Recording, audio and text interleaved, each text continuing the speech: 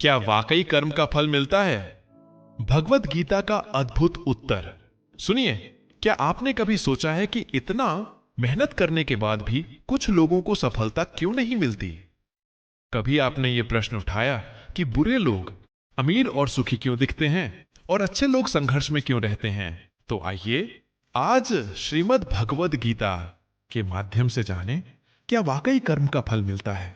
प्रथम भाग, गीता में कर्म की परिभाषा। भगवद गीता अध्याय 2 श्लोक 47 में भगवान श्री कृष्ण कहते हैं, कर्मण्येवाधिकारस्ते मां फलेषु कदाचन।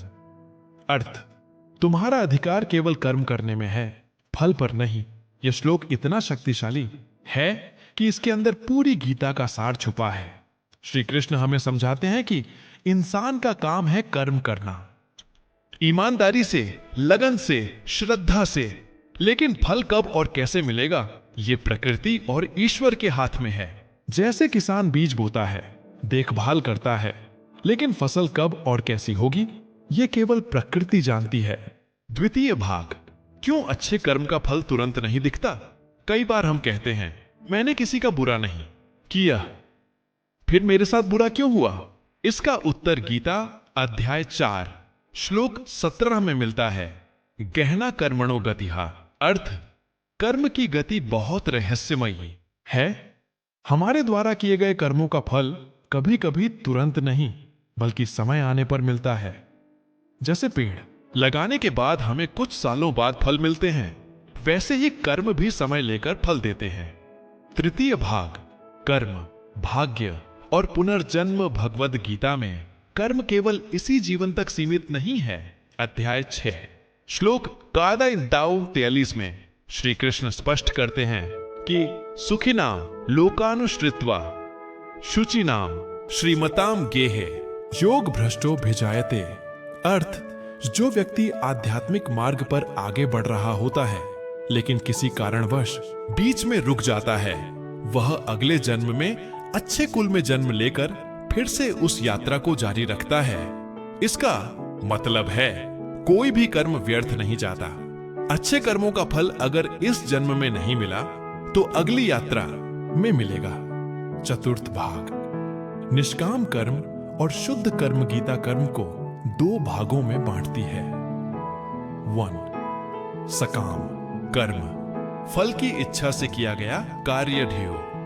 निष्काम कर्म, बिना फल की अपेक्षा से किया गया कार्य। श्री कृष्ण स्पष्ट कहते हैं कि निष्काम कर्म ही मोक्ष और शांति का मार्ग है।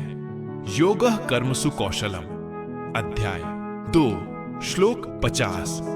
अर्थ, कुशलता से किया गया कर्म ही योग है। जब आप अपने कर्म को पूजा समझकर करते हैं तो हर कार्य आध्यात्मिक हो जाता है। पंचम भाग, आज के समय में कर्म फल की व्याख्या। चलिए इसे आज की जिंदगी से जोड़ते हैं। एक बच्चा दिन रात पढ़ाई करता है, लेकिन पहले एग्जाम में फेल हो जाता है। क्या वो फेल हो गया या वो उस सफलता की ओर पहला कदम उठा चुका है? एक किसान फसल के लिए मेहनत करता है, लेकिन बारिश समय पर नहीं हुई। इसका मतलब ये नहीं कि उसकी मेहनत व्यर्थ गई।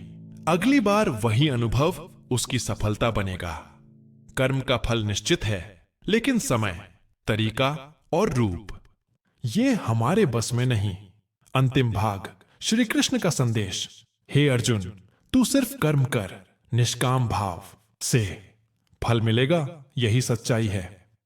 तेरा कर्म तेरी पूजा है, तेरा नियत ही तेरा भगवान है। जब तू बिना अपेक्षा के कार्य करेगा तब परमात्मा स्वयं तेरे जीवन में उतर आएगा।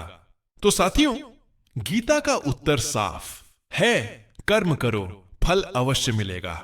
आज नहीं तो कल, इस जन्म में नहीं तो अगले जन्म में, पर मिलेगा जरूर। बस तुम्हारी नीयत सच्ची हो और कर्म ईमानदार। अगर आपको यह ज्ञानपूर्ण वीडियो अच्छा लगा हो तो इसे अपने परिवार, मित्रों और विद्यार्थियों के साथ जरूर साझा करें। और हां, चैनल को सब्सक्राइब करना मत भूलिए, क्योंकि अगली बार हम जानेंगे क्या आत्मा मरती है